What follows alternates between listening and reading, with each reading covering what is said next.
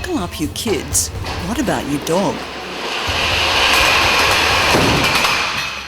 Alarming research announced today by the NRMA shows that close to half of all dog owners don't restrain their pets in a car.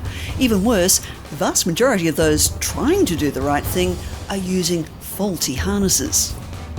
Incredibly, just 2 out of 25 harnesses passed the gruelling NRMA crash testing, both this way and, even more importantly, according to the NRMA's chief researcher Robert McDonald, they passed this test. The main testing involved dropping dogs from a height up to a reasonable speed. The highest we can get in our centre is 35 kilometres per hour, but just about all of the commonly available harnesses failed at 35 kilometres per hour. Where you see the actual webbing, it's failed, or these plastic clips themselves have failed, which is what I suspect would happen. What did the products that actually worked do differently? Well, they're a bit too... The ones that worked tend to have wider webbing, less attachment clips. This roadie harness only has a single attachment clip, goes around the waist of the dog rather than the chest where all the load is. So it has nice big wide webbing which tends to spread the load, very strong stitching, and it's generally a well-made thing, and it's not significantly different in price to the ones that people buy every day from their pet stores. The second harness also passed the NRMA testing, however it's aimed at much larger dogs and comes with an equally larger price tag.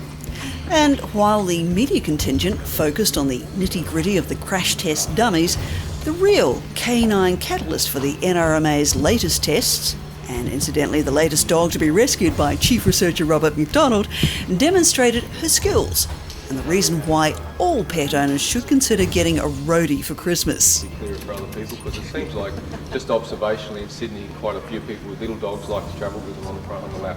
And remember, most cars have airbags these days. It's an extra hazard for both you and the dog if the dog's between you and the airbag, so it's not healthy for either. And just in case it comes up in Trivial Pursuit, currently there are no laws requiring pet restraints in cars such as there are for kids, except that dogs mustn't interfere with drivers, plus dogs on the back of utes must be leashed.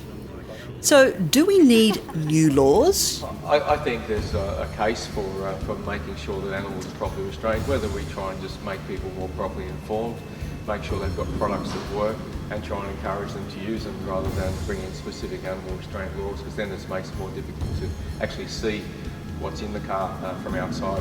Cars have tinted windows and high waistlines, you can't really tell what's going on inside the car. A practical solution to a huge problem, and it doesn't require politicians for a change. What do you think? Can Aussie pet owners do the right thing without someone wielding a big stick? We really want to hear your opinion. Just let us know.